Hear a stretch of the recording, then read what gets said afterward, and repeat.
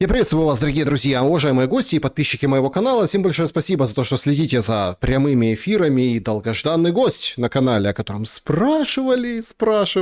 Вот прям каждый раз спрашивают, а он каждый раз приходит. Павел Щелин, политический философ. Павел, приветствую вас. Здравствуйте, Александр. Всем большое спасибо, что подписываетесь на Павла.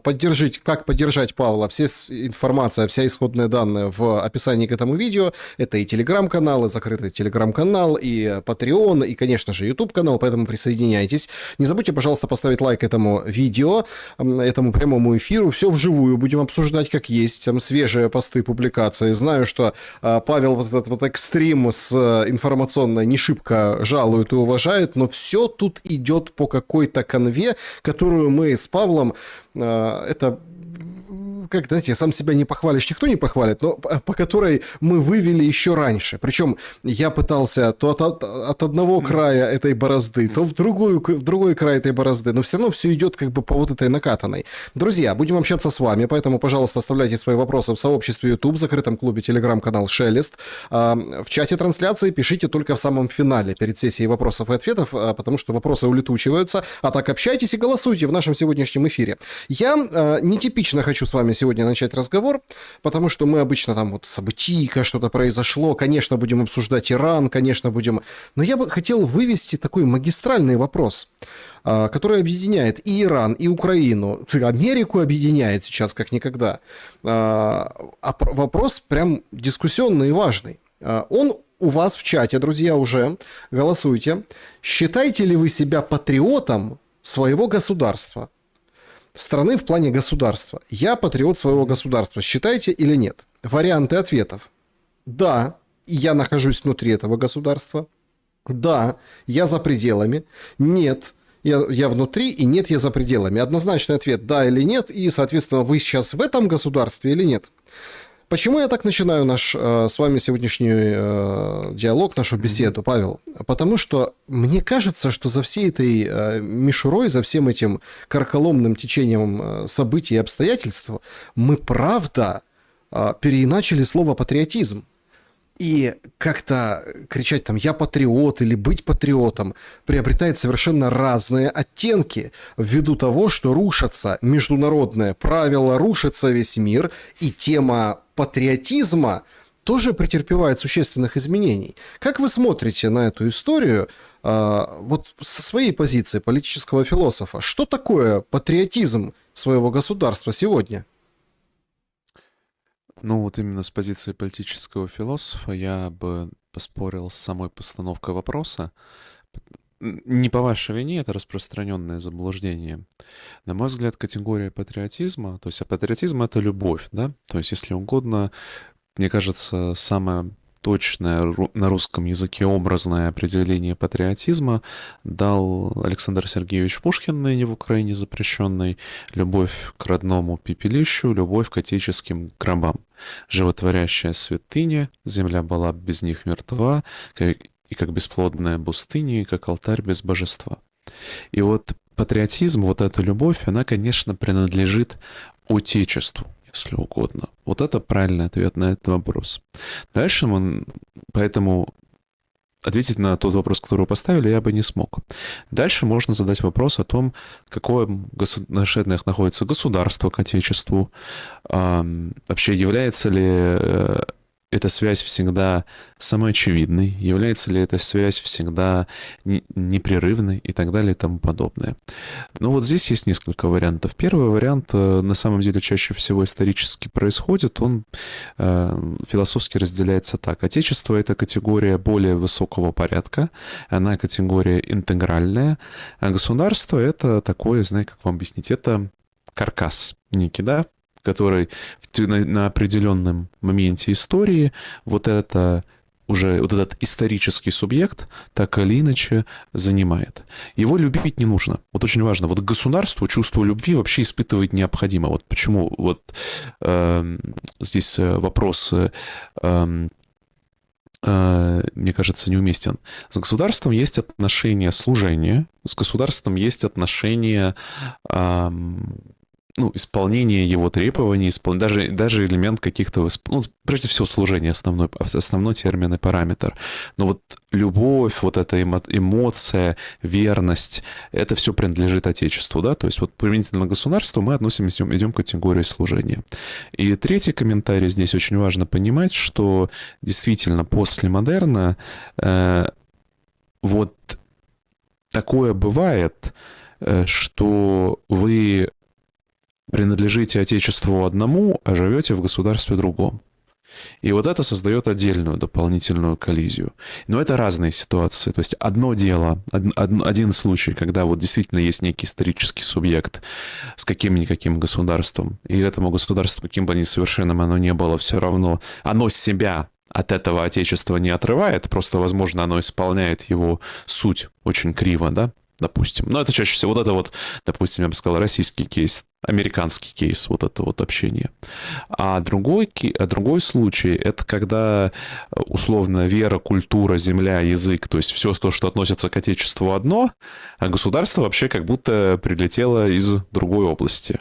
И вот государство такое начинает требовать к себе любви, начинает требовать не только служения, но, по сути, у вас государство вступает в конфликт с вашим Отечеством. Это трагедия вот этих, скажем так, национальных государств, очень многих, которые возникли как достаточно конструированное образование в отрыве от вот этой живой органической связи общности с землей, общности с культурой, общества с языком, общества с верой. Вот в отрыве от всего этого возникли эти, скажем так, ну, по сути, полусектантские образования, но требуют они к себе точно такого же служения, как здоровое государство, и более того, они еще к себе и любви требуют, ставя себя на место не просто Отечества своего, но даже Отечества чужого. Вот такой вот сложный ответ. Хороший очень вопрос. Мне очень понравился. Проголосуйте, мы к нему вернемся в самом финале. Я просто почему с этого начинаю? Я очень хочу распаковать то, что сейчас происходит у нас в мире, через вот эту призму того, собственно, да, о чем вы сказали, призму отечества, призму патриотизма, призму любви к своей стране. Вот в Иране сейчас воюют патриоты Отечества Ирана. В Иране воюют однозначно патриоты Отечества Ирана. Более того, в Иране воюют даже, тут очень интересно, если мы наблюдаем процессы в иранской эмиграции, да, большая часть иранской эмиграции как раз очень четко это заметила, что на фоне... Просто почему я ввел эту терминологическую разницу? Потому что сам понял достаточно поздно. Тут не надо, знаете, я тут не особо гений. Буквально несколько лет назад эта великая разводка стала понятна. То, что предлагает так называемая мягкая сила коллективного Эпштейна, она всегда предлагает условно населению, ну тому же, допустим, Ирану, вот фраза знаменитая: «Идите свергать режим». То есть что она говорит? Мы не против вашего Отечества, мы против вашего государства. А поскольку любое государство порочное, кривое, косое, коррумпированное, да, любое государство, вот это очень важное такое. Оно, понимаете, государство состоит из людей и принадлежит истории. И поэтому оно отягощено грехами. Ну, как все, что происходит в истории, отягощено грехами. Поэтому неудивительно, как феномен исторический, оно состоит из грешных людей, которые грешат. Поэтому найти, скажем так, уязвимые точки любого государства, более того, часто государство реально творит несправедливости, совершает ошибки, от которых очень, там, это, знаешь, как это, награждает непричастных, наказывает незаслуженных. Да, вот в такой логике. Это все делает государство. И вот коллективная коалиция Эпштейна, она научилась довольно давно, примерно, особенно во времена Холодной войны, хотя еще и раньше, соответственно, продавать вот этот посыл, что давайте мы вам поможем сделать лучшее государство, но ничего против вашего Отечества не имеем. Но вот в ситуации, например, войны против Ирана, очевидно, что война США и Израиля не против Ирана как государства, а против Ирана как отечества людей. И даже те люди, которые находятся за рубежом в жесткой оппозиции там, конкретному режиму, а такие есть, большинство их, ну, смотря на то, что происходит, эту разницу очень четко поняла и поддержки этим мероприятиям не оказывает. То есть есть небольшие группы, которые до сих пор ведутся на эту разводку, но большинство, даже за рубежом, повторюсь, оно очень абсолютно это дело не поддержало. А внутри самого Ирана, напротив, с каждым следующим днем, с каждым следующим ударом, тут же, то есть, понимаете, в чем парадокс? Накануне этой войны действительно в Иране, как вот иранское государство, мягко говоря, много где не дорабатывало. И очень пожилое поколение, которое просто не успевает, и объективные там экономические тягости, хотя причины этих тягостей в большей степени из-за внешних обстоятельств, но, скажем так, были и внутренние недоработки, недочищенная шестая колонна, иллюзии, все это в Иране было. Но вот сейчас та поразительная по контрасту самопожертвенность лидеров Ирана, Лариджани, Хамейни, все они, вот, то есть их готовность умереть за то, что они верят, приводит к тому, что даже те люди, которые до начала этой агрессии в Иране в массе своей, ну, многие из них, мягко говоря, были сильно, скажем так, готовы были действовать против иранского государства ради блага Отечества, сейчас эти вопросы отложили и, напротив, лишь объединяются. Вот, ну, это что называется политология, эффект объединения вокруг флага. Но сейчас вот эта вся ставка коалиции Эпштейна на то, что вот сейчас иранцы купятся в очередной раз на эту разводку, а с другой стороны, чем не купиться, это нормальное предположение с их точки зрения, она не сработала. И это, собственно, загнало их в тот цуцванг, из которого сейчас непонятно, как им выходить. Трамп подвергается жуткой критике. Ситуация, которая происходит у него в тылах, мягко говоря, ну, очень и очень тяжелая. Когда он снимает руководителя там контртеррористической группы, организации, да, Кента, а тут приходит к Такеру Карлсону и рассказывает о том, что, простите, пожалуйста, но мы еще с Чарли Кёрком беседовали, да, о том, что эта война, ее надо не допустить, потому что Израиль втягивает в войну Америку. Знаете, я как бы очень долго в журналистике украинской, я примерно помню года, когда появился нарратив «внешнее управление». Ну, типа, Украина под внешним управлением.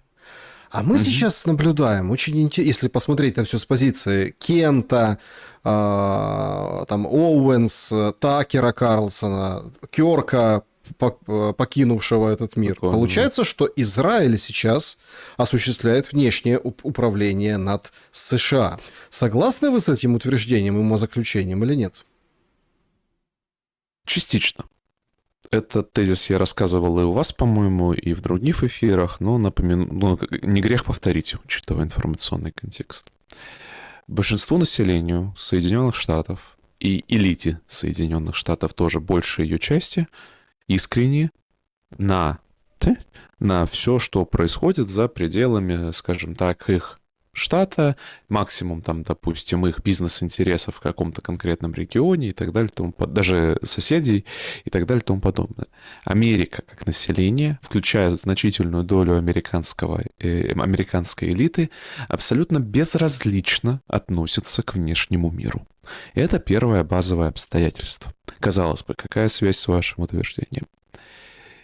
Именно потому, что большинству безразлично, единственное мнение, которое имеет значение, это мнение радикалов, которым дело есть. И вот так получилось, то, что тем в США, кому есть дело до Ближнего Востока, это Израиль. И те политики, которых он абсолютно легальными методами, вот это очень важно, безо всякой теории заговора, выращивал на протяжении десятилетий. Он их выращивал, возил на туры, рассказывал про важность иудео-христианских... Короче, представьте себе соросят, вот Украина этот механизм уже знает, но только вот сфокусированных на узком круге элит и на протяжении 10 лет, где-то 50-60 лет. Да? Вот такая вот длинная история. Вот поэтому вы получаете, при том, что большей части населения, пассивно раздражает. Допустим, не нравится цена на заправке, вот такое внешнее раздражение. Но по-настоящему им все равно на все, что там с этими индейцами происходит.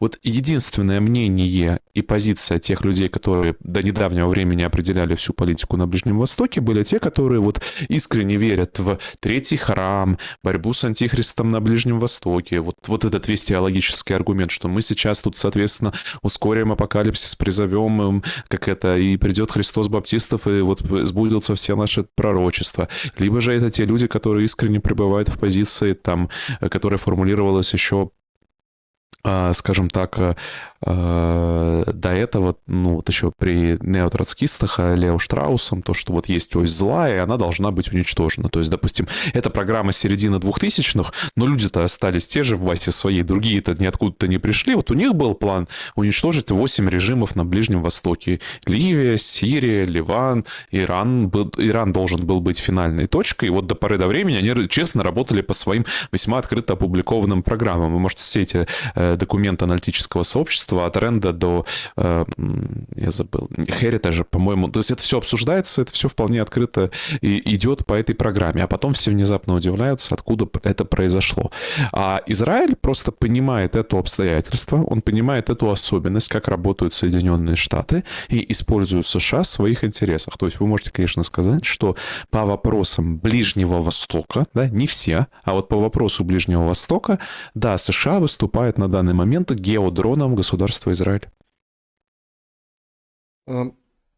Есть разные теории, что все это неспроста, что это ли не чуть ли игра в 4 руки с Путиным, что это все, что произошло, исключительно на руку Путину и Трампу по обезжириванию, ослаблению Европы.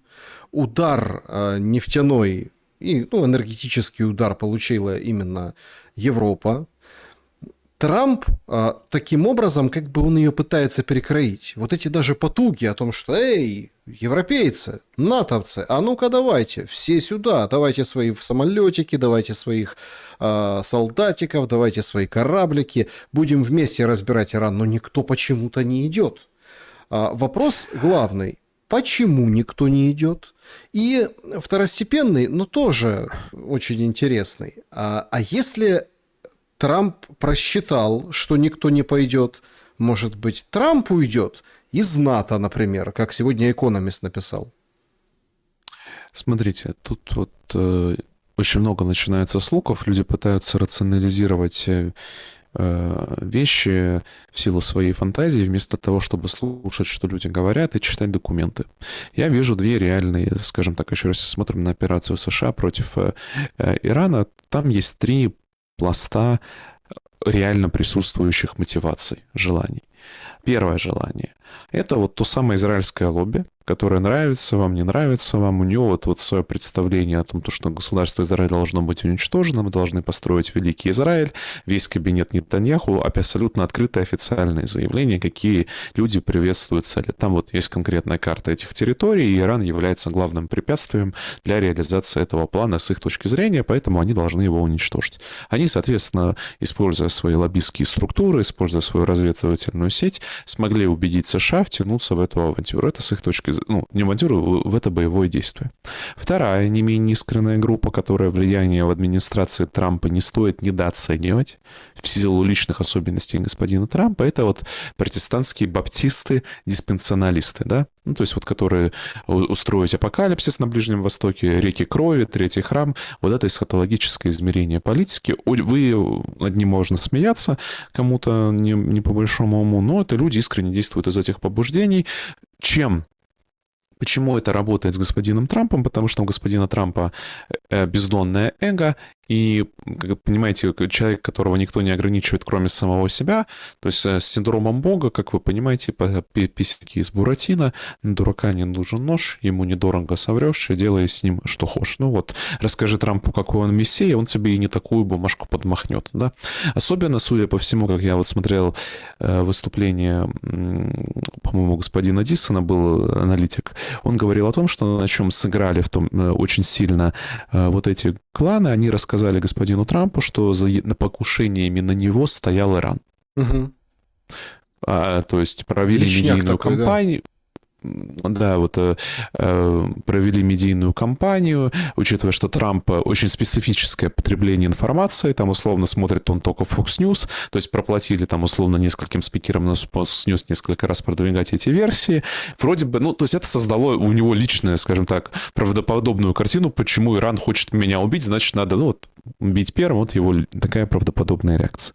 И, наконец, есть третий пласт. Это то самое длинное разведсообщество, вот это, которое еще там в середины 2000-х реализует стратегию, так называемую strategic sequencing. Смысл этой strategic sequencing, выбивая подпорки из разных... то есть ключевая цель — Китай. Соответственно, чтобы все действия реализуются в рамках большой стратегии нанесения удара по Китаю.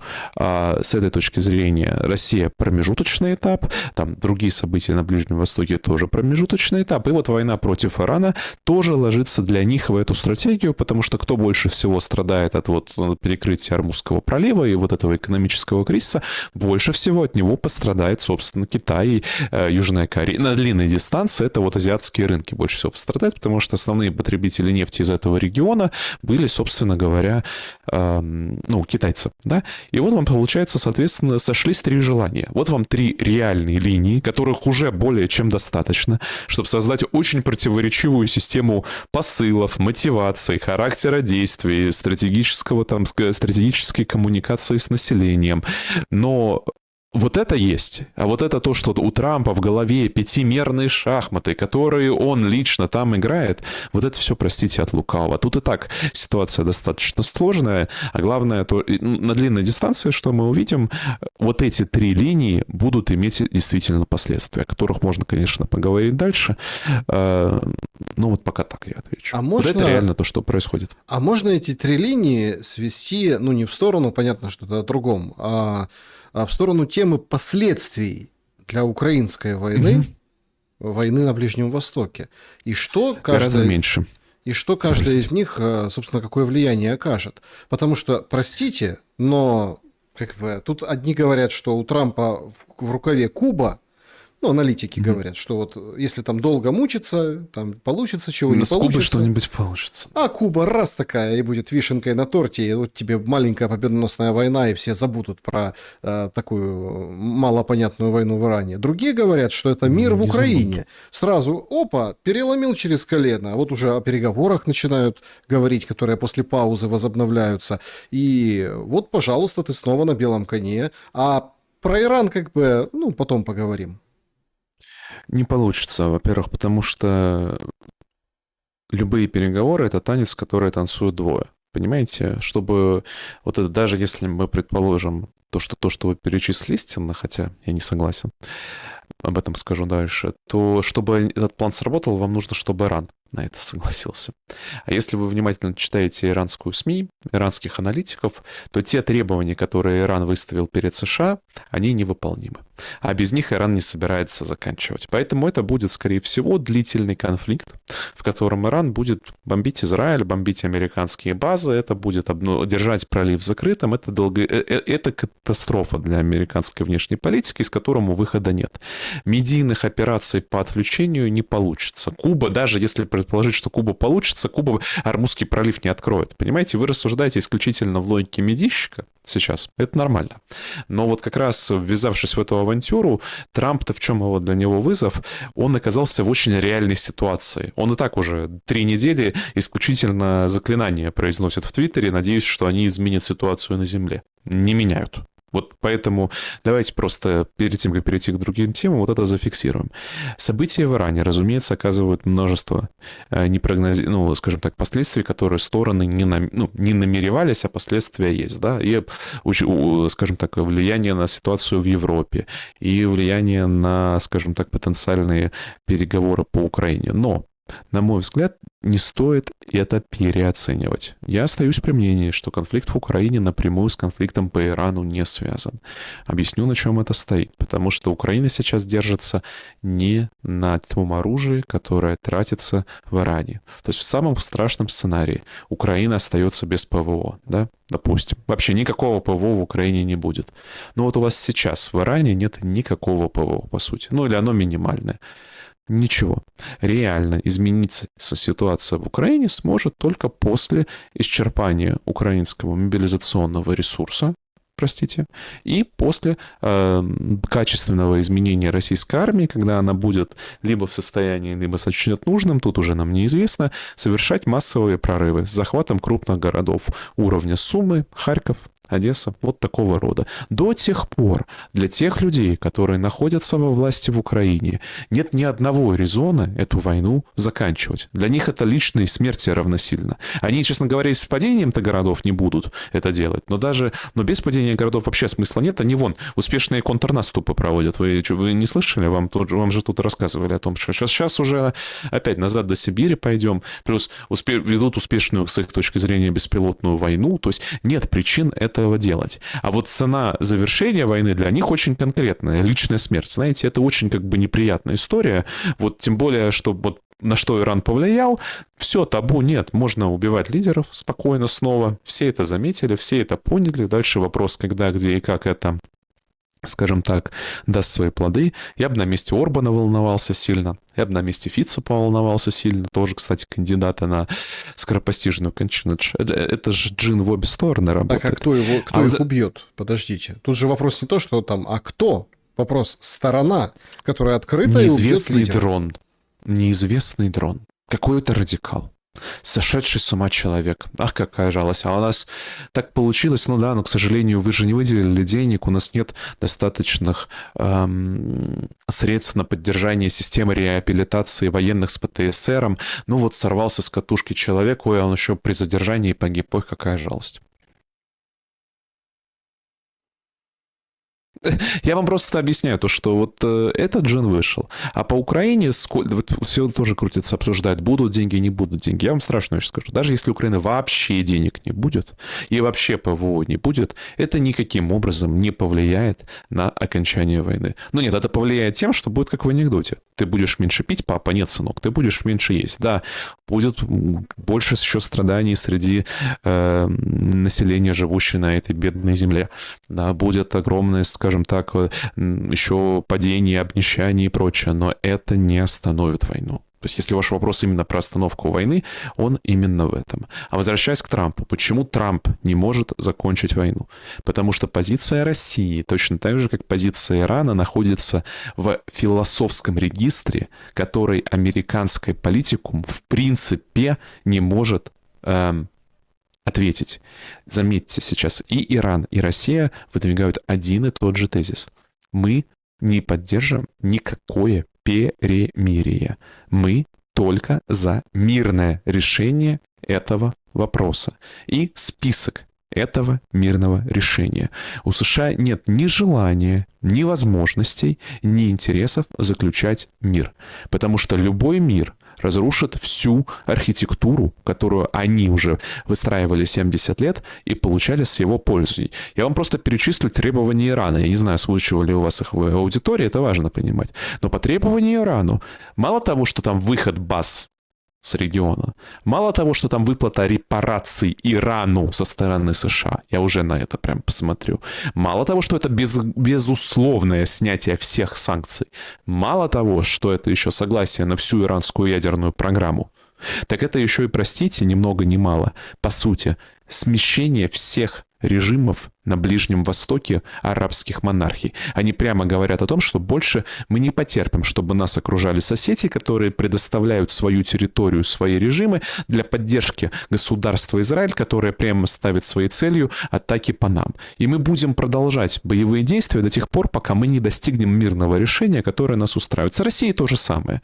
У нас есть 4 территории, и у нас есть требования по демилитаризации и денацификации. А ни один политик Украины не будет будет проводить ни демилитаризацию, ни денацификацию. То есть, по сути говоря, у России требование точно такое же. Ей нужно режим сменить в Украине. Реально сменить, чтобы он сменился на нейтральный, как минимум, к России. Но это невозможно, поэтому мы автоматически переходим в ситуацию, что реально конец войны будет, когда большая часть территории Украины так или иначе будет в российской зоне влияния, прямого или непрямого управления. А все остальные переговоры, ну, кому-то нравится обедать за государственный счет, кто-то играет в личный пиар, кто-то делает какие-то мутки, простите, да, то есть кто-то деньги на этом зарабатывает. Единственное благое от них следствие, что, слава богу, иногда люди возвращаются домой. Вот это единственный плюс от них. А ожидать всего остального, кормить себя несбыточными надеждами. Да, я знаю, что это звучит горько, но, как вы помните, это последние 2 года мы находимся с вами в этом режиме, и пока мой прогноз почему-то имеет свойство сбываться. Однако денег так не дают. Понимаете, вот вы говорите, без денег будут воевать. Но Орбан сегодня тот, который беспокоится за свою жизнь, или стоит ему побеспокоиться. И Орбан и Фица сегодня он прямо опять... сказал, что беспокоится. Да, они заблокировали 90 миллиардов. Зеленский уже говорит, Европа нам дружбу отремонтирует. В общем, запускает уже эту дружбу, понимаете? То есть Зеленского нагибают. Это видно. Нет, все тянут время. На самом деле. Зеленский сейчас тянет время с Орбаном посмотреть на итоги выборов. Недолго ждать осталось. Да? То есть там сложно идет кампания. Но надо сказать, конечно, что если у меня был прогноз где-то зимой, до начала всей этой истории с Зеленским, что Орбан в этот раз вполне может выборы проиграть, что сейчас, конечно, должен господин Зеленский сделал многое, чтобы Орбан эти выборы выиграл. Он прям... Такое ощущение, что человек в доле. Ну, это шутка, но вот это объективное последствие. Тем не менее, на Орбана в суд же Европейская комиссия подает, то есть будут разные меры принуждения. Смотрите, тянут время. То есть условно общее представление о средствах. Какие-то средства, но будут переходить на помесячное финансирование, но будут собирать с миру по Митке голову рубаха. Но в конце концов, повторюсь, будут снижать потребление еще больше в Украине. Опять-таки, не забывайте, было расширенное очень потребление первые годы, когда деньги шли рекой. Ну, значит, будут сокращать. Но война не останавливается по этой причине, потому что требования, они объективны. То есть, опять, требования России не перемирие, это мирный договор, а мирный договор не в состоянии подписать ни Украина, ни тем более Европа, которую тем более послали буквально на 3 буквы во время их последней попытки поговорить с Россией, что весьма символично. Можно, по сути, на самом деле, американские переговоры и России точно так же посланы гораздо дальше. Просто это та игра, которая, с российской точки зрения, они тянут. По них, чем бы дитя не тешилось, но каждый непоставленный миллиард, это, с их точки зрения, в копилку этой войны на истощение, по мнению России. На мой взгляд, как вы заметили, последние 2 месяца это стало довольно открыто уже значительной части внутри российской элитной группы. Это избыточно. Да? То есть мы видим вот этот конфликт, по сути, в котором большая часть российского истеблишмента требует ужесточения российской переговорной позиции. И, честно говоря, я думаю, мы увидим, что... какая у нас будет последствия? У нас будет окончание сезона распутицы, потом интенсификация определенной боевых действий со стороны России, они посмотрят на результаты этой кампании, и после этого будет, я думаю, мне кажется, публично сформулировано новое предложение, которое будет хуже июня 2024 года. В конце концов, пройдет примерно 2 года, то есть, я думаю, от июня до июня, я думаю, где-то в районе июня мы увидим новую официальную позицию России. Насчет, кстати, хорошее наблюдение, насчет ужесточения. Но я бы хотел, чтобы вы прокомментировали, это такой очень интересный процесс. С одной стороны, да, находятся голоса всяких адвокатов, ремесло, да, которые записывают кружочек, критикуют Путина, все говорят, это какая-то спецоперация, что это такое. И уехал в дурку. Ну да, но смотрите, какая интересная закономерность. Те, кто критикует Путина, они же ведь по большому-то счету ровно точно так же, как и в Украине. Те, кто могут критиковать Зеленского, они говорят, что ты неправильно воюешь. Ну, то есть мы бы провели мобилизацию лучше, Мгм. мы бы там были эффективнее, мы бы не тырили деньги, говорят украинские вот эти политики с позиции, опять-таки, войны. В России Мгм. точно так же говорят, что, в общем, Путин слаб, что это такое, давайте, вот надо принимать жесткие решения, опять получается. То есть вот такую критику мы слышим. Ни там, ни там мы не видим ничего подобного, что может оформиться в некие, ну вот как раз-таки удовлетворить этот запрос о мире, а запросы есть. И социология, к ней можно по-разному относиться, не верить ни в какую, но показывает, что этот запрос есть. Социология есть, конечно. Запрос на мир. Ну, я в социологию сами... Простите. Мы знаем, как делается социология везде, да, то есть, ну, поэтому запрос-то есть, но нет готовности за него платить. Я говорю, все за мир. Вопрос, кто за него заплатит. Да? То есть в этом вся история. Россия с 22 года за мир. Требования России по установлению этого мира известны, публичные и с тех пор не меняются. Поэтому давайте прямо говорить. Мир — это хорошо, а капитуляция под лозунгом мира — это плохо. И, собственно, поэтому в России, например, главное утверждение, которое оно идет, партия похабного мира. Не мира, а похабного С мира. российской это, стороны по сути, похабного. с российской стороны похабного мира, да. А с Украины это называется капитуляция. Но, на мой взгляд, это гораздо более честный язык. То есть давайте прямо просто это различать. Мир — это хорошо. То есть давайте прямо говорить. Это, разумеется, какой здравый человек не будет в здравом уме быть сторонником мира. Но при этом надо понимать одну простую вещь. Мы живем в эпоху, когда последовательно под лозунгом мира людям продают капитуляцию. И это вранье порядком надоело. Потому что давайте я вам скажу самый неприятный вывод. Если вы по-настоящему хотите мира, и вот для вас мир реально является высшей ценностью, ну так капитулируйте. Война сразу закончится. Что? Логически, простите, философски, самый близкий путь к миру, если вас реально мир интересует превыше всего, вот вообще высшая ценность, просто на вас напали, сразу капитулируйте. Мир установился. Это логическое утверждение, Александр. Ну, Трамп на это и рассчитывал. Его спрашивают, сейчас вот идет прямой эфир, журналисты спрашивают, а чего вы не сказали партнерам, что будете атаковать Иран? А мы хотели сделать сюрприз, говорит Трамп. Ну, как бы такой веселый парень. Ладно, хотя у него, да, нет, это отдельная тема его луза. Нет, ну да, у него, мне больше всего вчера понравилось это нечестно. Мы уже потопили весь флот, а они закрыли пролив. Это нечестно. Ну, это, конечно, гениальная фраза. Но вернемся к нашим баранам. Да. Вот смотрите, о чем я говорю. Послушайте, а давайте не так. А мира давайте есть цели. А давайте выстроим по-другому. То есть, хотите мира, давайте капитулируйте. Окей, давайте капитулирует Украина и капитулирует Россия. Все честно? Нет, зачем Россия? Нет, два капитуляции быть не может. В войне есть победитель и побежденный. Горе побежденному. Все очень просто. Смотрите, горе в этой ситуации, что это ложь. Вот в этой ситуации, что есть сейчас, даже, вот еще раз, ваш прогноз, я беру сейчас за основу, да? Вот ваш прогноз, что условно армия России начнет быстро прорываться, есть военные эксперты достаточно грамотные. Я не сказал, когда она. Это может быть через 3 года, не знаю, когда. Но я просто говорю о том, что пока мы не Смотрите, увидим. мы моделируем ситуацию, прорывается. Там запас хода на самом деле это 50 километров. Ну и может быть там 3 по 50. Если вот это все стремительно, снабжением, контроль территорий, во время войны никто не прекращает войну, они вот так вот наскоками заходят. Ну хорошо, стали по Днепру.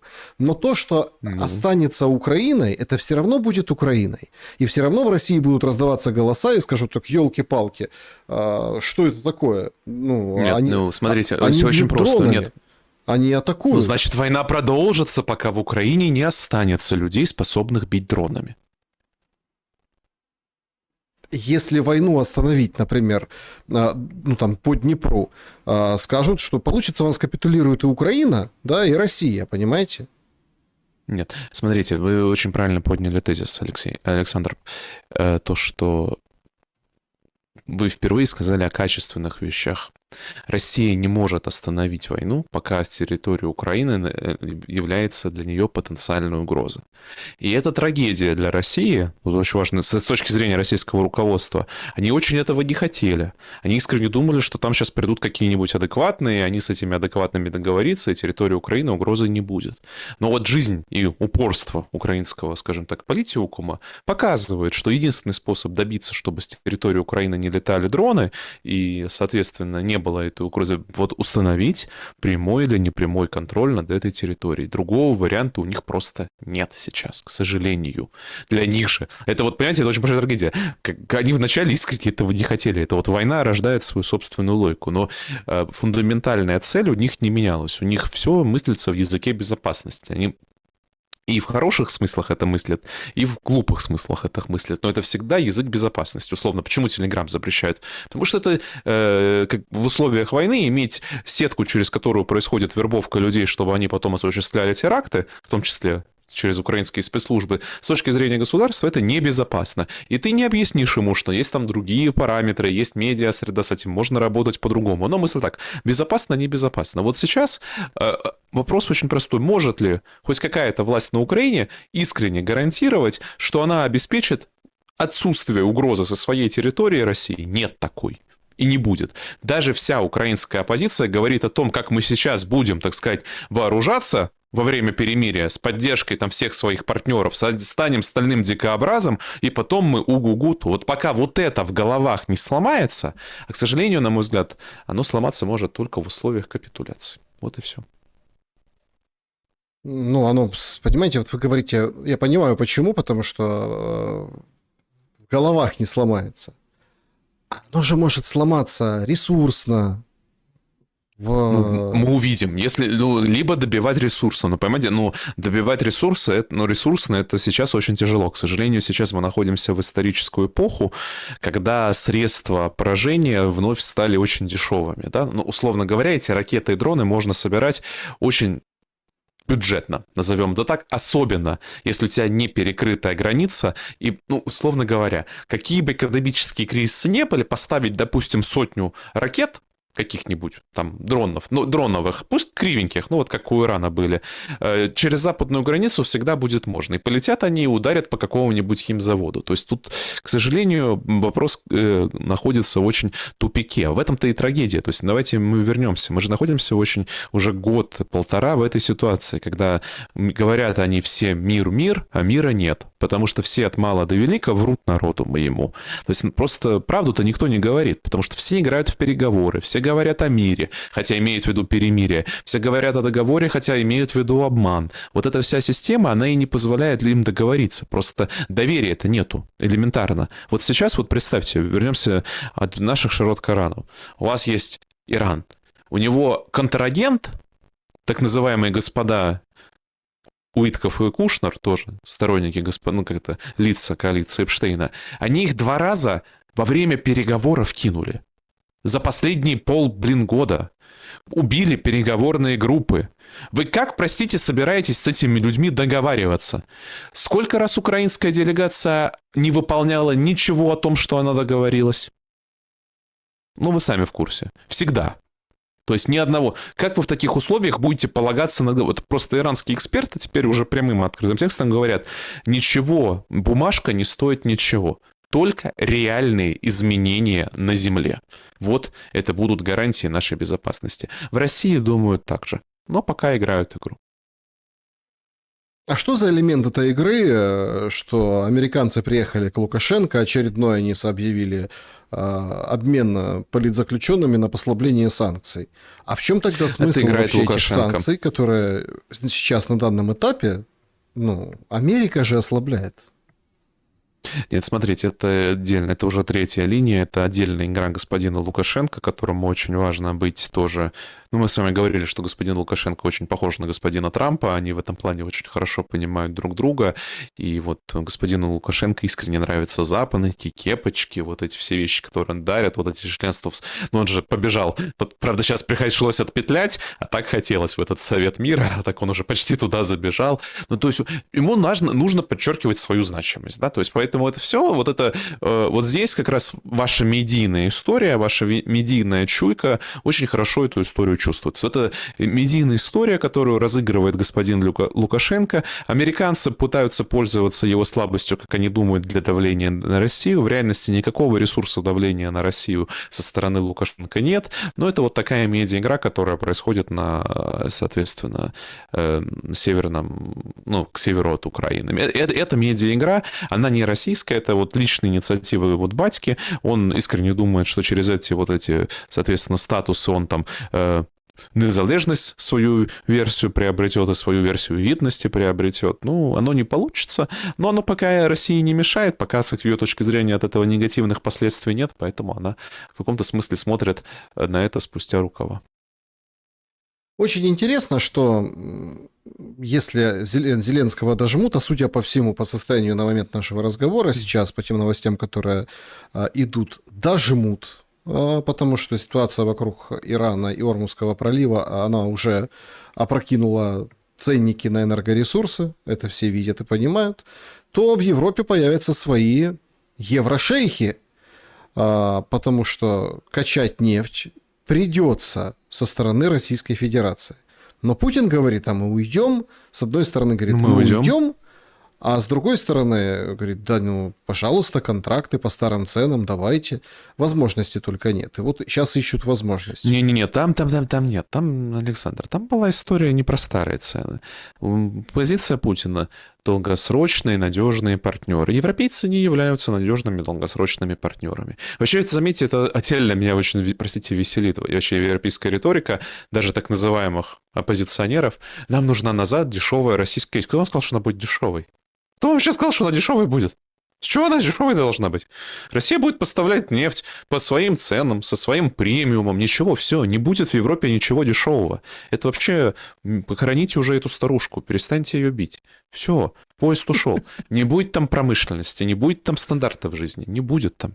Не все, кончилось. Сама своими руками сделала.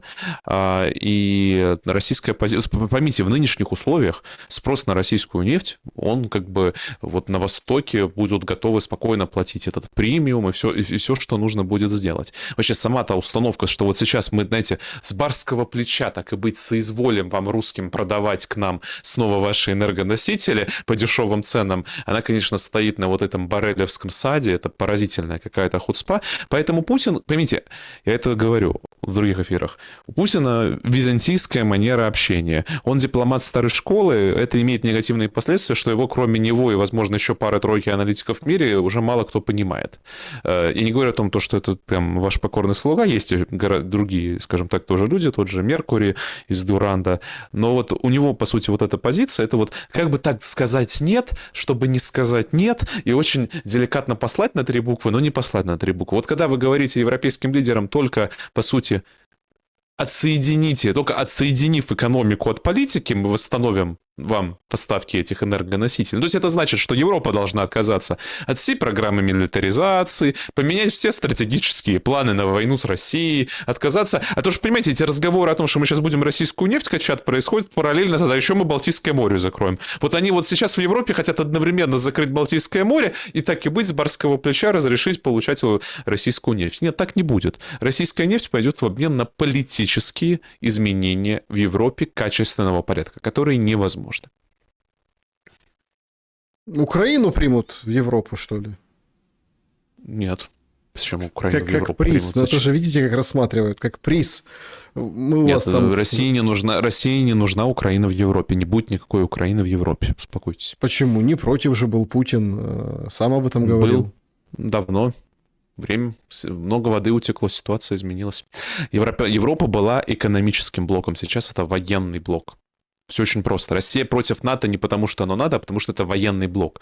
Российское условие не меняется. То, что останется от Украины, должно быть нейтральным и демилитаризованным. На настоящий момент Европейский Союз не является нейтральным блоком. Все. Но тогда мы не удовлетворяем как раз-таки вот эту старушку Европу, которую хватит бить и давайте хоронить. Еще раз, Ушаков все сказал относительно старушки Европы. Все. 3 Европа буквы. говорит, мы Я просто денежку не хочу платим. повторить. Смотрите, мы денежку платим. Мы тоже хотим быть на замечательно. переговорах. Это вот заявил кто там недавно. Было Хотите. заявление. Хотите. Дальше что, Александр? Все, кончился. Можете хотеть дальше. Мы не мешаем вам хотеть. Зеленский подарил планшет Карлу Третьему. Как оцениваете этот жест с точки зрения... Война продолжается. Ну, то есть, что это значит? Это планшет, на котором, как он говорит, можно в прямом эфире выиграть увлекательную компьютерную игру «Убивай русских». Да. Война продолжается. Трамп планшет не принял. Ну, у него не до этого было, видимо. Трамп в этот момент внимание было отвлечено на...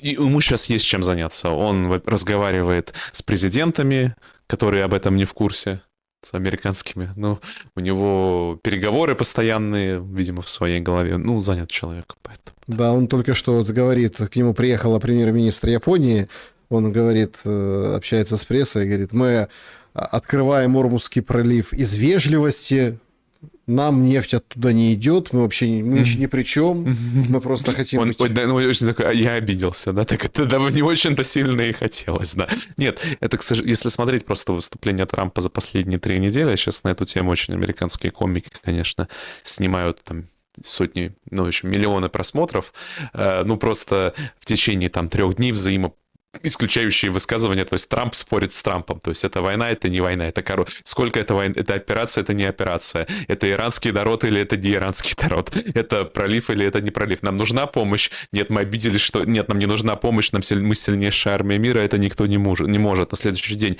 мы очень обиделись, что нам никто не помог, это вот просто поразительно, вот.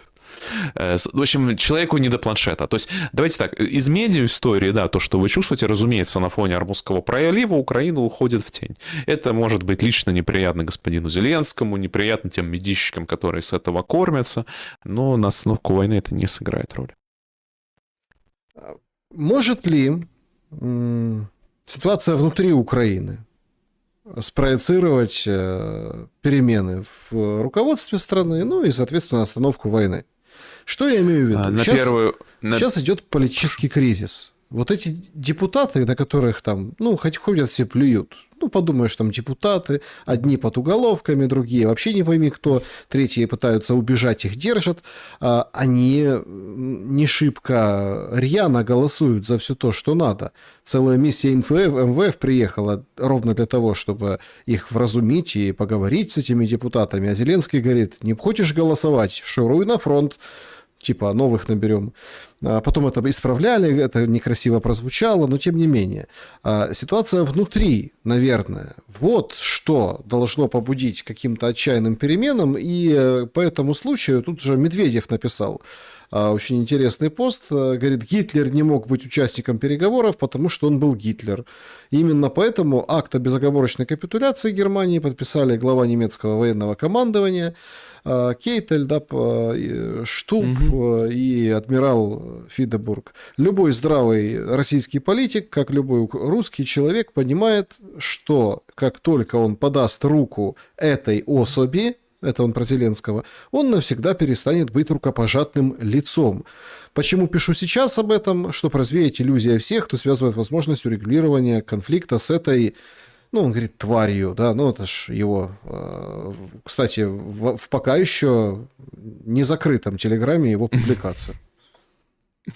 Да, ну смотрите, по господину Зеленскому это просто нам очередное подтверждение пришло, что вот каждый раз, когда переговоры будут к чему-то приближаться, найдется новое невыполнимое условие, которое, соответственно, скажем так, отложат их реализацию. Потому что, разумеется, представьте себя на место господина Зеленского после всех этих... Я еще раз повторю, вы можете хотеть, чтобы он ушел в мир иной. Там много людей может хотеть, чтобы он ушел в мир иной. Он лично очень не хочет, чтобы он ушел в мир иной. Поэтому он будет делать, соответственно, все и жертвовать всем остальным для того, чтобы он туда не ушел. То есть в каком-то смысле это лишь хорошо повышает управляемость господина Зеленского со стороны тех кураторов, которые реально могут гарантировать временное продолжение его жизни, жизни, а это только те, кто оплачивают войну, да, то есть в мире он мертв, он это очень хорошо чувствует.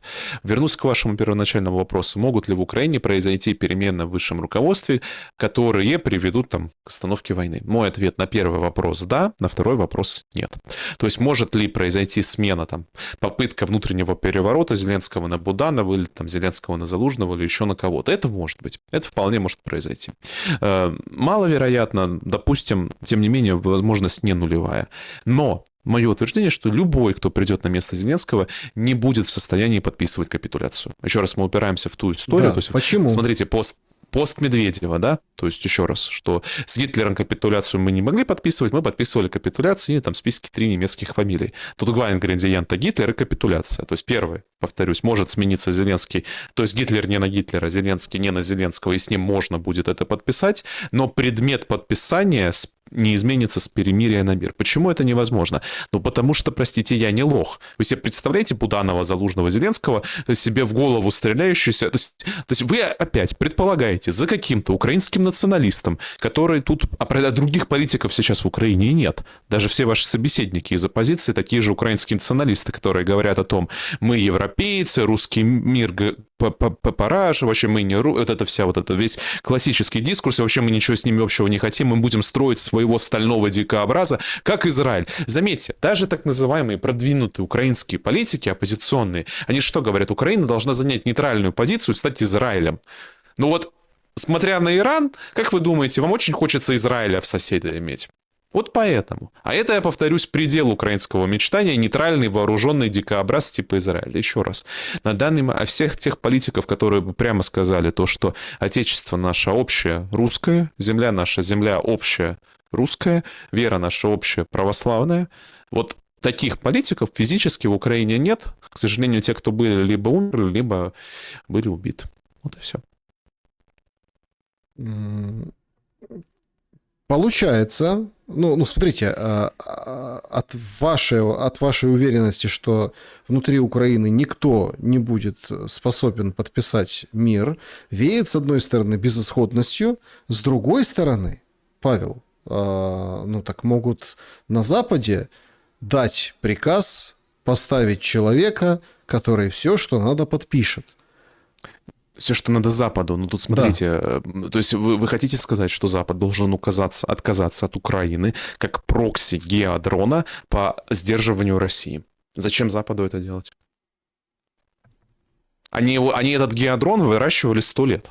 Смотрите на разработки ЦРУ, вот с которой вы с Семеном Ураловым разбираете, там прям сразу после Второй мировой войны начали этот геодрон выращивать. Еще раз, условия России не перемирие. Поймите, если бы целью этих переговоров было перемирие, 100 раз оно можно было бы достигнуть. Целью является мир, новая мирная архитектура, хотя бы на какую-то обозрительную перспективу. Поэтому Запад не может отдать... Ну, то есть, да, Запад может тоже включить, конечно, с вашей точки зрения, режим самопожертвования и добровольно отказаться, отступить шаг назад. Он, простите, этим весь свой статус обнулит. То есть, еще раз, европейский политик не может признать на данный момент свое поражение. Да? То есть то, что вы говорите, чтобы отдать Украине такой приказ, который удовлетворил бы Россию, надо свое поражение признать. А, простите, дураков нет.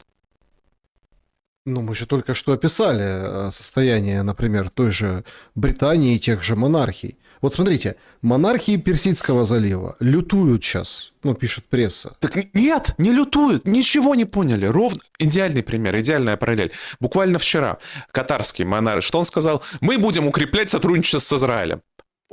То есть мы будем укреплять то, что привело к тому, что по нам сейчас летит дроны. Сегодня выступление Совета там всех этих арабских государств с осуждением кого? Правильно, Ирана за то, что, дескать, он бомбит мусульманских соседей. Тот факт, что с вашей территории бомбится Иран, вами игнорируется. То есть никто ничего там как раз не понял, война продолжается. То есть пока Иран не нанесет критический урон, то есть пока там реально жизнь будет не вмоготу, ни о каких просветлениях, пока там, простите, улица не восстанет, там же в чем конфликт в арабских странах, что улица-то там глубоко антиизраильская, антиамериканская. Да. Да? Вот. То есть пока, простите, эти шииты Кувейта свой Майдан не устроят, или вот что-то подобное, да, там, то ни о каких переменах речи быть не может. Вам в чате сейчас, извините, посмотрел, накидают, за мой комментарий про ПВО сбили там самолет, символично получилось. Когда я говорю, что Иран воюет практически без ПВО, это значит, что самолеты США и Израиля в целом каждый день господствуют в иранском небе. При этом это не отменяет того факта, что там иногда несут они какую-то потерю. Нет, я даже не обращаю внимания, потому что там и вот эти дроны модные, которые, тоже ведь... Сбивают, да. Вот эти, которые тяжелые, там всякие ударные, разведывательные, да. Их сбивают периодически, там несколько сообщений было с обломками верифицированных. То есть ПВО там какой-то есть. Тут как бы не нужно от этого... Но есть, я говорю, когда нет ПВО, так, какое-то ПВО всегда будет. Простите, на крайняк у вас будут эти переносные, эти всякие там стингеры и не прочее. Но я говорю отсутствие ПВО как то, что может защитить инфраструктурные объекты, да, то есть, условно, реально защитить в массе свои инфраструктурные объекты. Вот пример Украины показывает, что, кстати, это очень важный момент, почему никто не учится на чужих ошибках. Простите, это был автоп, но он важный. Война, это важно, в чем проблема-то Трампа? Война не выигрывается воздушной компанией.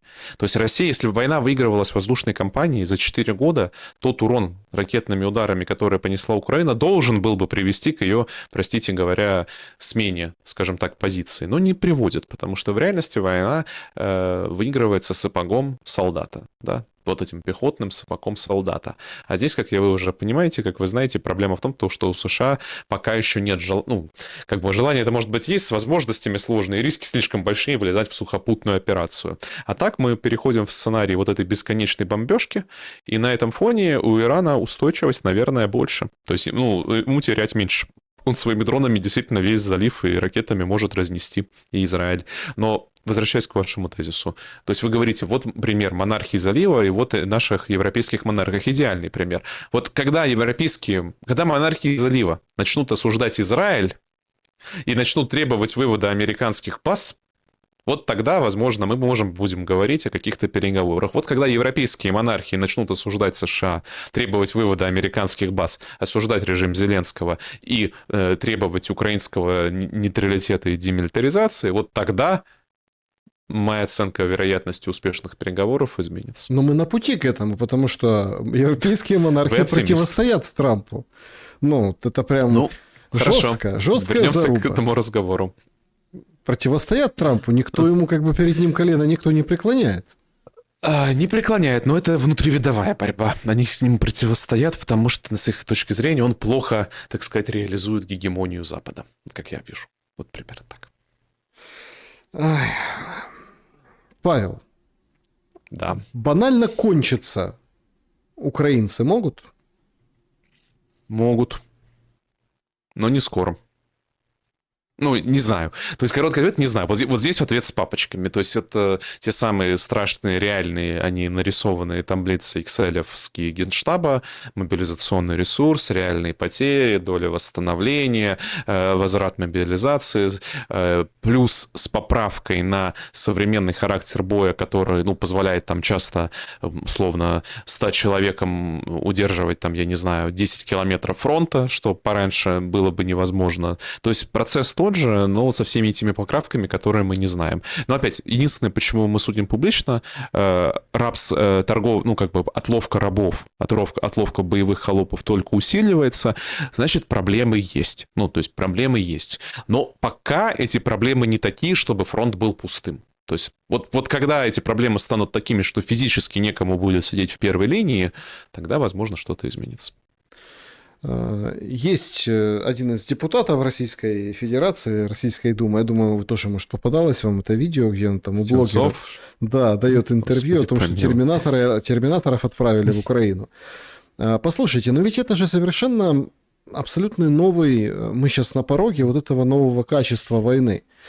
Поле боя более реальное. То есть это не просто полигоны секретные, которые где-то там что-то. Это реальная боевая задача, реальные боевые вещи. Этих двух гуманоидного типа роботов объявили на всю Ивановскую, раструбили, что мы передали. Понятно, что это делается, зачем и почему. Это коммерческий проект, за этим будущее. Кое у кого акции выросли. То есть тут это все исключительно ради пиара, ради денег, но с другой стороны, мы помним ну, вы помните свой первый мобильный телефон, ну, с вашей жизни? Нет, я понимаю ваш аргумент. То есть, но это будущее. Смотрите, давайте так, я не думаю, что эта технология достигнет своей реализации до конца этой войны. То есть войны России, войны, скажем так, на территории Украины между Россией и коллективным тоже коалицией, скажем так, натовской. Но в будущем, да, это будет, мы пойдем по пути андроидизации, драйнизации, и тогда тем более на первый период, на первый план выйдут вот те вот самые старые добрые когнитивные духовные вопросы, о которых мы говорили. Но при этом не стоит очаровываться. Роботы войну сами по себе не выиграют, потому что в конце концов на любого вашего робота потом просто будет прилетать то самое ядерное оружие, в крайнем случае, которое будет это все дело обнулять. Но это интересная технология, я с вами согласен. Хоть само видео, конечно, я его видел, это какая-то стыд и позор, но над ним уже кто только не посмеялся, не будем пинать эту больную лошадь. Но сам тренд, за ним наблюдать стоит, я думаю, мы будем за ним наблюдать, я думаю, мы увидим в нем в будущем, где-то в 30-е годы, в передовых странах развития этой технологии, но сейчас, повторюсь, это пиарная история, характер поля боя она не меняет. Не меняет.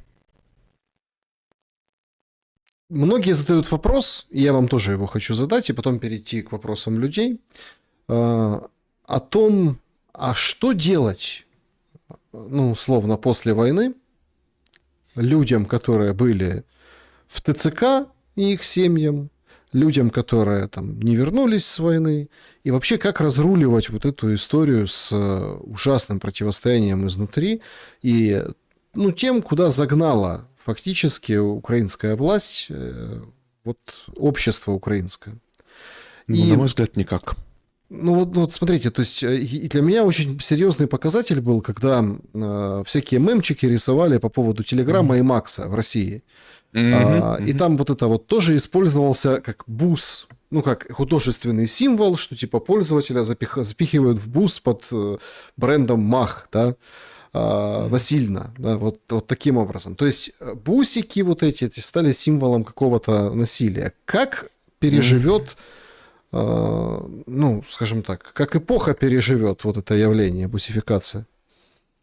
Не, ну как, откат в 17 век, ну, два варианта. Ну, на территории Дикого поля будет просто зона беззакония, и, да, так или иначе, работа с этой новой шляхтой будет по шевченковской дротнице. Гонту можете почитать. Вот там примерно у Шевченко хорошо описано, как происходит решение этого вопроса, да. Единственный позитивный вариант был бы через общее покаяние. То есть, ну, то есть, если бы, условно, те силы приняли, ну, может быть, на основе крови подвига, в том числе малой части, но очень заметной части митрополитов Украинской церкви, таких как Арсений, таких как Феодосий, таких как Лука, вот, они могли бы, возможно, открыть народу путь к духовному покаянию, преображению, но это невозможно именно без перемены ума, без отказа от идола собственной травмы, без отказа от идола собственной жертвы, без отказа от идола «на нас напали, мы же правы, мы же там это», да как такое может быть? Ведь что же сейчас произойдет? Проигрывая война, родит ресентимент. Это родит еще больше гнева, родит еще больше боли, родит еще больше террора, родит еще больше хаоса. И пока то же самое нет готовности вот менять ум, то есть, еще раз напоминаю, покаяние — это про перемену ума. То есть изменение ума, изменение образа мысли. Вот пока этого нет, единственная причинно-следственный путь остается очень трагичный. То есть все будут сводить счеты со всеми. У вас нет ни одной рациональной причины родственнику, скажем так, убитого отца или брата, которого, ну, похитили с улицы, и потом он умер в подфаре, или просто забили насмерть ТЦК, простите, не расстрелять этих ТЦКшников из автомата. Ни к чему не призываю, но вы не можете объяснить ему, по закону нельзя.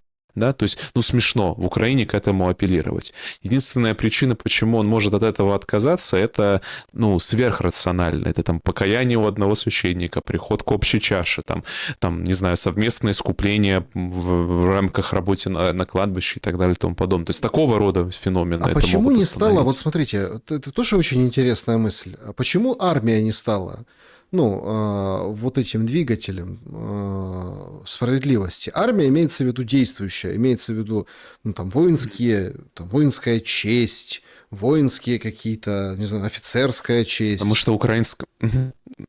что украинская армия с самого начала украинской теоретиков независимости строится на двухконтурной модели. У вас есть первая модель «Гидные рыцари». Вот опять-таки читаем Донцова, Бандеру и прочих, которые надлюдины, сверхлюди. Это все вот эти веселые модные люди с барбершопами и с приветствиями солнышку и с нашивками с орликом, да, таким очень характерным. Ну, что вам прямо говорить? Все ядро этой армии, простите, глубоко то самое нацифицированное.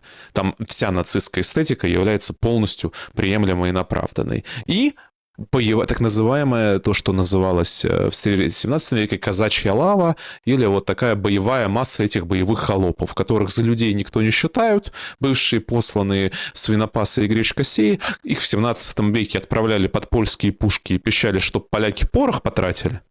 Вот реальные факты. Метод казачьей войны. Отправим быдло на порох, а мы потом уже ходно с сабельками на них поскачем. Вот ничего не изменилось. Да, подведем итоги нашего вопроса, друзья. Значит, они такие. Считаете ли вы себя патриотом своей страны? Варианта «да» или «нет», просто разница, где вы, внутри своей страны или снаружи. 10% «да», я за пределами, но я патриот своей страны. 15% «нет, я не считаю патриотом своей страны, я за пределами». 20% «я нахожусь внутри, но не считаю себя патриотом». И 55% «да, я считаю себя патриотом, я внутри своей страны». Спасибо большое, очень интересный срез аудитории. Но вы, когда комментировали начало, да, в начале, Павел, этот опрос, вы сфокусировались на вопросе страны, государства, отечества привнесли. А точка сидения внутри и за рубежом. Я, простите, вижу прямые параллели между, опять-таки, не идеологические, они не одинаковые. Я имею в виду параллельные линии как конструкт. Условно, уехавшие из России, бежавшие, да, бежавшие из Украины, оставшиеся в России, но имеющие другую точку зрения, и оставшиеся в Украине, но имеющие другую точку зрения. То есть, и вот вопрос про патриотизма от места сидения, как бы вы прокомментировали, опираясь на вот эти результаты. Смотри, я объясню. С моей философской точки зрения, конечно, если мы находимся в том языке, который я предложил в начале, точка зрения сидения, она не... Скажем так, она может влиять, но она влиять не обязана. Например, с моей точки зрения, условно, господин Деникин, господин Стравинский, да, то есть которые, так сказать, поменяли свою точку сидения и находились в больших, в том числе, скажем так, конфликтах с российским государством, советским государством, оставались патриотами русского отечества, которого на определенном этапе выражением было то самое советское государство, и поэтому, например, в ходе Второй мировой войны, как вы знаете, Деникин отказался от сотрудничества, Стравинский собирал фонд поддержки Советского Союза и так далее и тому подобное. То есть то, что бывает. Истории разные, да, то есть у всех есть свои личные трагедии. Кто-то что-то где-то когда-то сделал и не может. То есть мы все пожинаем свои плоды своих поступков личные, то есть которые ограничивают возможности нашего пути в настоящем. В России, например, очень важный этап — надо жить долго. Да, то есть в России, например, очень важно иметь большое терпение и не спешить с выводами, да, и смотря на, скажем так, свои разногласия с государством в моменте или разногласия государства с тобой в моменте, не ожесточаться против своего отечества. Поэтому эта история мне понятна. С Украиной же, повторюсь, мне кажется, трагедия другая. Реальная трагедия людей, которые покинули Украину, заключается в том, что, конечно, украинское государство, оно стоит на пустоте. Нет украинского отечества. Вот это мое глубокое убеждение. Есть вот эта лояльность земле, повторюсь, есть лояльность вере, есть лояльность культуре, есть лояльность языку для массы своей, но очень многие из этих людей, которым они вот этой лояльностью обладали, они землю покинули еще с 2014 года в массе своей, потому что, ну, физическая тоже самая опасность истребления. Потом просто эта модель расширилась для остальных, и, по сути, в чем возник конфликт? Вот эта новая так называемая украинская держава, она же, да, по сути, украинское государство, оно в себе подменяет это, создает новый идол этого, новую религиозную секту вот этой украинскости, и все те, кто в нее не вписываются, оказываются в ловушке. Но это очень сложно понять. И последнее, что я бы стал делать, точно, знаете, вот осуждать людей. То есть я точно не буду ругать человека за его... Ну, то, что ругать, а даже осуждать человека за его личные выборы, ну, в мере всех сил, способностей, представлений о мире, которых его были. То, что вызывает сожаление, знаете, это вот для нас свои личные там трагедии, обиды, травмы в культ возводить, да, то есть, условно, и вот это нужно очень четко понимать, причинно-следственную связь. А так, причины бегства очень разные. Кто-то бежит от войны, кто-то бежит от мира, кто-то бежит от самого себя, кто-то бежит от своего прошлого. Все очень по-разному. Все очень по-разному.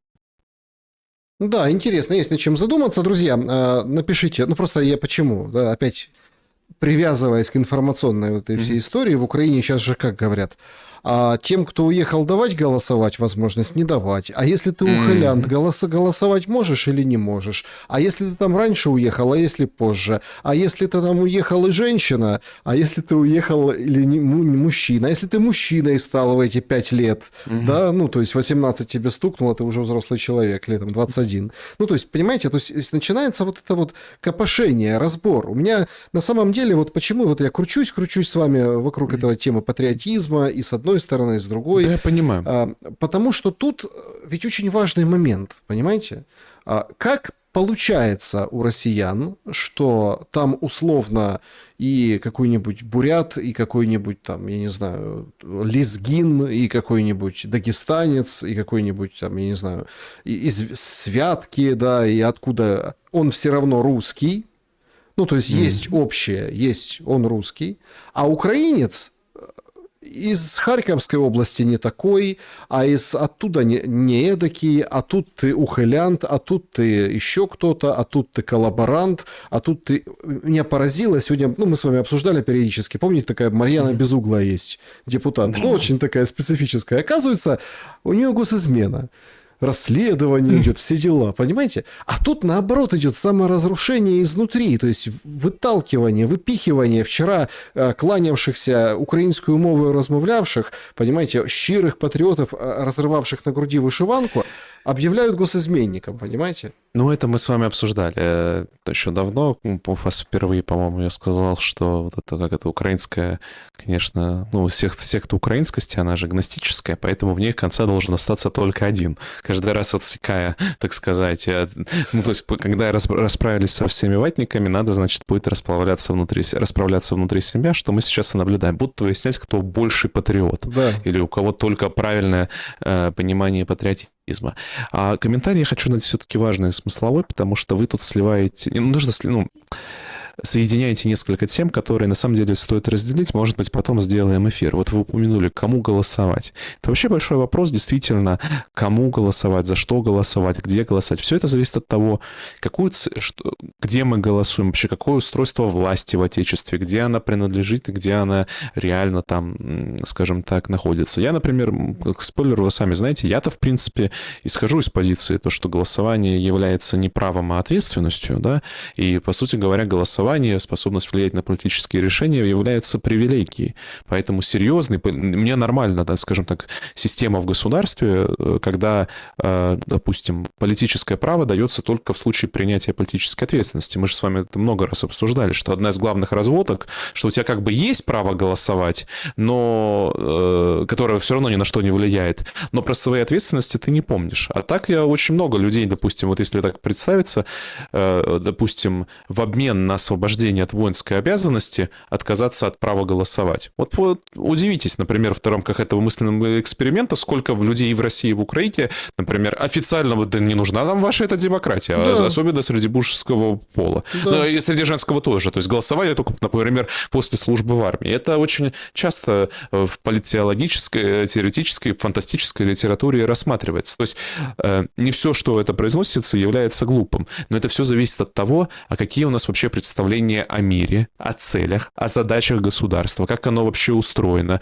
как вообще у нас отношение права, ответственности, власти. Вот это весь большой сложный разговор. В условиях нынешней Украины, конечно, все, что вы описали, это там чистые политтехнологические манипуляции, чтобы было удобней рисовать. Но вообще, мне кажется, важный, серьезный разговор, который пока еще не начался, по-хорошему итогом этой войны должно стать вообще свой политический язык и свое понимание политического устройства, потому что очевидно, что вот эта демократическая разводка, все вот эти сказки о демократии, и вот это все, это они, собственно, и стали одним фундаментальных топливов всей этой войны. Вот эта установка, в которых воспитывали людей, ну, то что, поколениями, что у меня есть права, и государство мне, и государство, и отечество мне должно по дефолту, это очень большое заблуждение, которое рождает очень большую зону манипуляций. Ну, то есть это, наверное, такая зарубка на следующие эфиры. Я просто для себя Да, замечу. обязательно, друзья, подписывайтесь и следите за нашими эфирами с Павлом.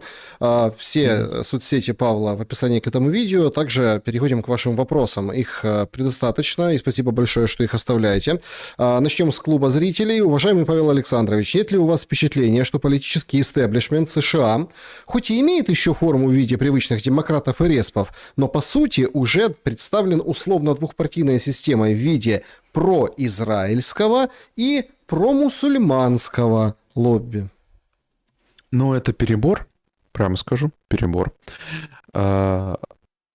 Опять-таки, ну, я по ходу эфира отвечал у вас то, что вот реальная роль израильского лобби, она не стоит его преувеличивать. Оно тотальное в конкретном вопросе Израиля и политики на Ближнем Востоке, но по всем остальным вопросам, честно говоря, евреям тоже абсолютно равнобедренно, как там в Америке, допустим, есть аборты, нет абортов, или есть какая-то Medicaid, нет Medicaid. Это, честно говоря, Израиль вообще не волнует в их понимании, да, поэтому нужно эти вопросы разделять. Другое дело, то, что вся вот эта демократическая республиканская структура, да, она внешне, скажем так, уже явно не отвечает нынешнему этапу. Возможно, мы находимся на американской перезагрузке очередного этапа, но что меня смущает? Понимаете, в американской истории было много раз попытки все-таки вернуть американскую политику на американский континент, да, то есть так называемые вот эти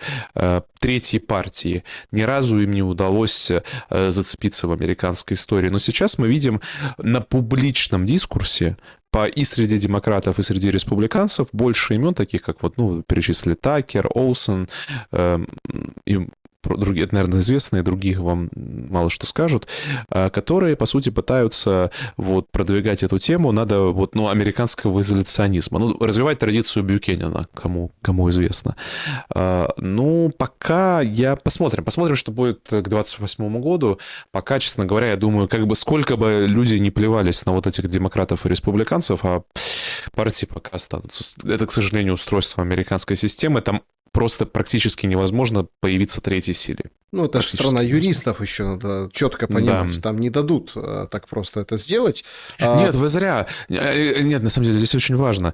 Количество партий. Тут есть и коммунистические партии, и зеленые партии, и либертарианские партии. Но просто избирательная система так устроена, что они не могут получить голоса.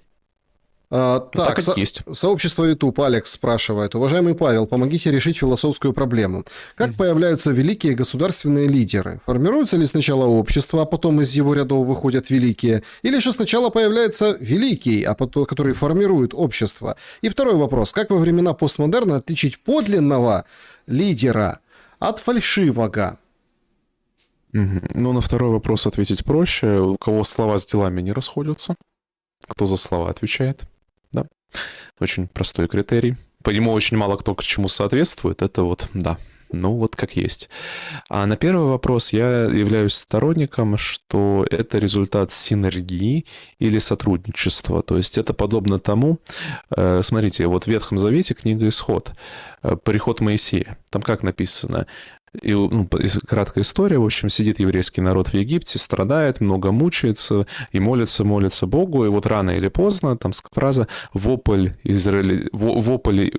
их дошел до Господа, дошел до неба, и презрел Господь на них». И после вот этого, то есть подается некий посыл, то есть оно какое-то вызревание происходит, да, то есть оно синергетически поднимается наверх, и потом свыше спускается уже конкретное воплощение этого запроса там, в виде Моисея какой-то истории. Вот примерно так я вижу появление великих людей. То есть оно сначала вызревает, а потом происходит таинственный синергетический акт, и приходит личность. Так, следующий вопрос. В 30-е годы в СССР народ молча уныло брел на Колыму. В 43-м поляки молча и уныло ехали в теплушках в Освенцим. А в 26-м украинцы молча Не уныло поляки, а евреи. терпят ТЦК и замерзают в многоэтажках. Почему это происходит и как вырваться из этой петли, спрашивает Александр. Ну, первое, конечно, смешали в кучу кони-люди. Это очень разные все-таки были феномены. Система просто биологического уничтожения, ну, как в Освенциме, система, как вам объяснить, ну, в общем, вышедшая из-под контроля пеницитарная система, если мы говорим о Колыме, все-таки хоть какой-никакой соблюдением этих всех законных, подзаконных и прочих этих актов, просто вышедшая, потерявшая берега с огромными, ну и с установкой на массовое применение. И третий период, да, политическая, нет, это было, и третий, это современная Украина, по сути, узаконенная работорговля и полный беспредел. Это все разные просто истории, хотя они обладают общей связью. Но важно было прокомментировать, чтобы на одну доску не ставить. А общее между ними одно, к сожалению, понимаете, тут два варианта. Либо то самое вооруженное сопротивление со всеми издержками, которое тоже не гарантирует особых успехов. Ну, например, Варшавское гетто восстало. Помните? Не знаю, знаете вы, не знаете, было восстание в Варшавском гетто, которое, кстати, не было поддержано поляками. Это было до знаменитого польского восстания. И вот когда восстало Варшавское гетто, польское подполье сидело и молча наблюдало, как, собственно, немцы гасят это несчастное гетто. То есть там по итогам этого восстания там очень, погибло несколько сотен немцев, а, по сути, все гетто было вырезано. То есть это не гарантирует успеха. То есть, по сути, как устроена наша психика здесь в вопросе? Мы рассчитываем, что, исполняя приказ, да, мы выигрываем, по крайней мере, время, да, а там, глядишь, за это время хоть что-то и переменится. Ну и вот на этом, соответственно, эта структура и держится. И математически, наверное, это очень сложно сказать. Это надо проводить большое исследование, насколько, допустим, стратегия сопротивления является всегда оправданной с точки зрения, скажем так, просто группы населения. Вы можете удивиться. Там в разных ситуациях очень разные результаты. В Древнем Риме было такое выражение, пишет Ким, настоящий римлянин. Это римлян, который действует в интересах государства, почитает богов, не прогибается под врагов Рима. Какие Павел может назвать качества человека, чтобы он мог сказать про него настоящий русский? Заранее спасибо.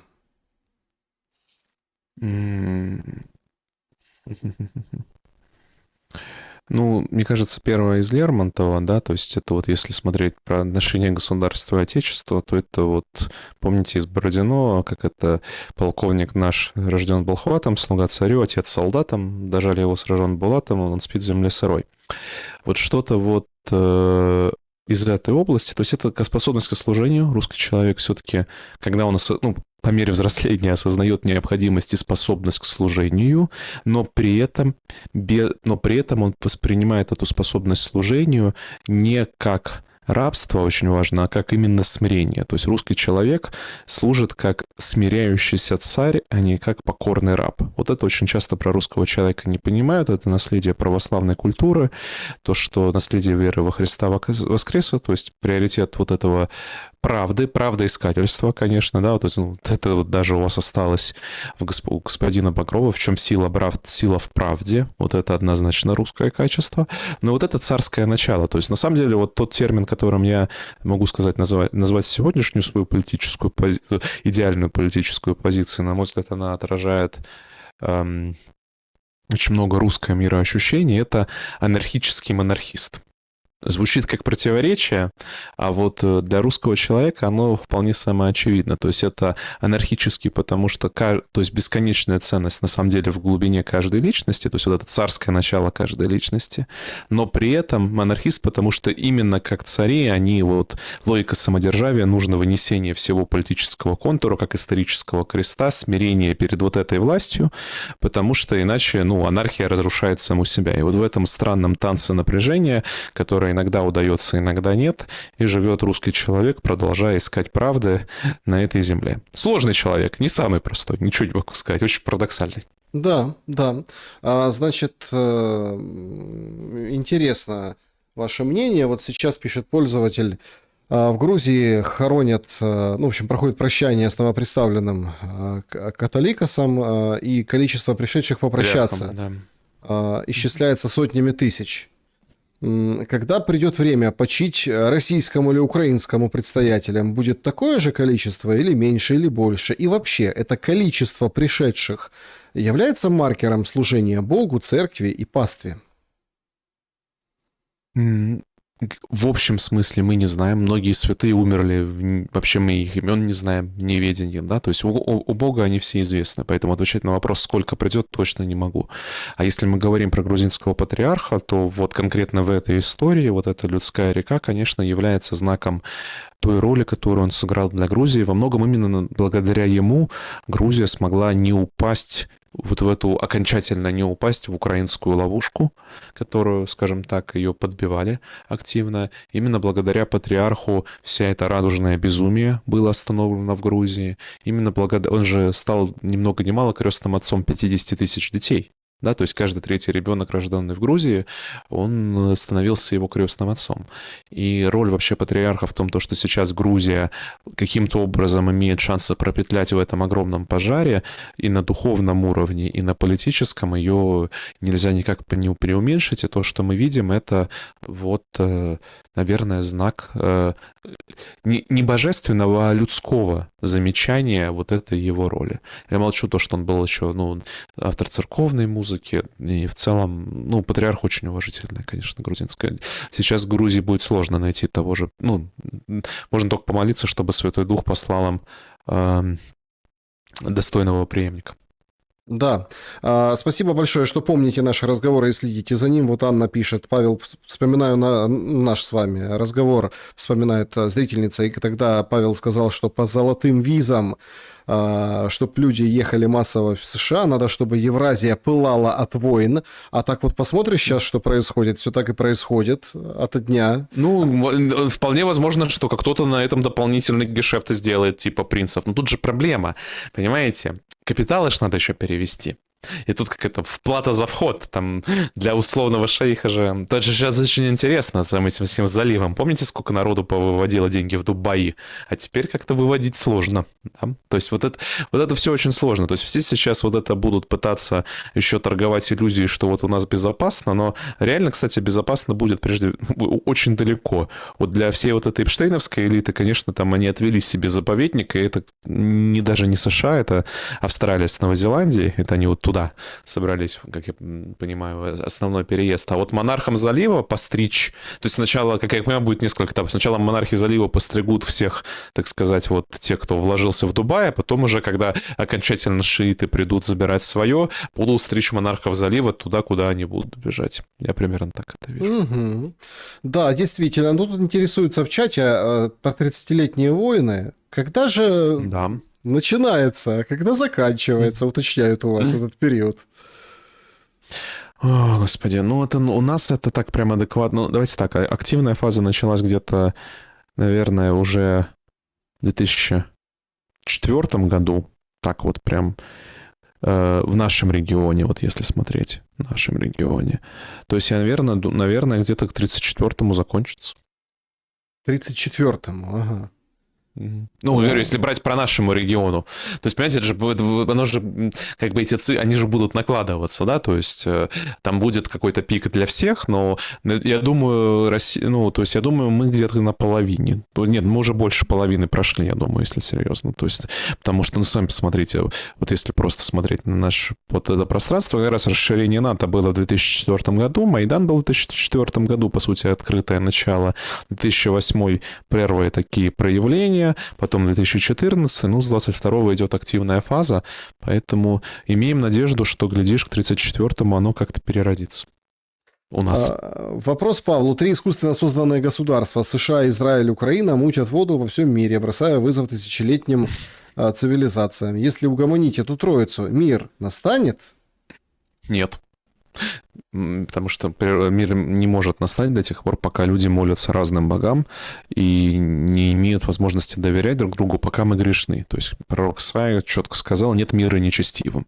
Да? То есть пока мы тут все святыми не стали, мира не настанет для всех. Потому что, условно, даже если убрать эти, во-первых, этих искусственных государств гораздо больше. Смотрите на Африку, смотрите на тот же Ближний Восток, там, да, на многие европейские страны тоже. Можете, в общем, смотреть длинно по списку, сильно больше список.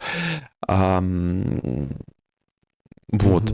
И даже если предположить, что не будет этих 3 стран, у вас там Индия начнет рубиться с Пакистаном, Китай с Индией, Япония с Китаем и прочее, прочее, прочее. То есть иллюзия кантианского вечного мира, она иллюзия. Давайте я вопроса 3 объединю, потому что очень похоже. Значит, первый вопрос из чата.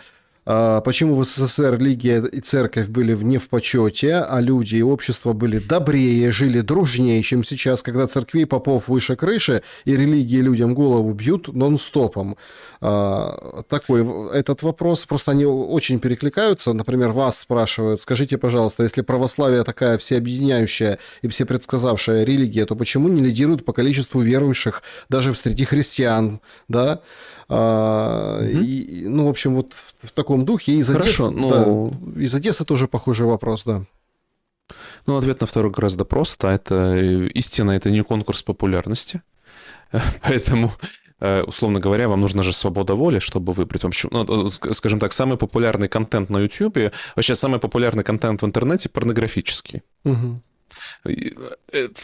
Поэтому измерять истину количеством подписчиков вообще не имеет смысла. Более того, как раз православие является, как любая истина, одновременно элитарной и открытой. То есть она требует от человека очень много. Она требует, чтобы человек очень сильно менялся изнутри. Она требует очень того, чтобы человек ее принял, воплотил, осознал. Поэтому это очень часто в истории вообще, если мы читаем, допустим, Ветхий Завет, то там классическая же история периода пророка Илии, что сколько там в Иерусалиме 600 тысяч мужей, а только 5 тысяч человек не, скажем так, не впали в ложь. Да? То есть вот это как раз абсолютно нормальное явление.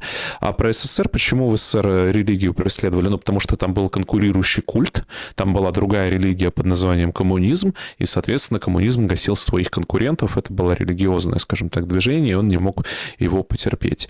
А насколько люди были добрее, дружнее и прочее, это, понимаете, это утверждение открытое, то есть допускаю то, что в вашем опыте было так. У меня есть свидетельство, где было было по-другому и по-разному, поэтому здесь я не рискну это проводить единую следственную связь. Единственный мой аргумент такой же вопрос, что если же все было так хорошо, замечательно, и все так было подружнее, как же все эти добрые, дружные люди за румынскую стенку и жвачку свою страну, собственно, согласились, чтобы она распалась, да? То есть это такой риторический вопрос. И как так получилось, то, что именно вся советская элита, начиная с 70-х годов, дружно начала проект демонтажа, собственно, Советского Союза. Ну, это так, вам вопросы про размышления.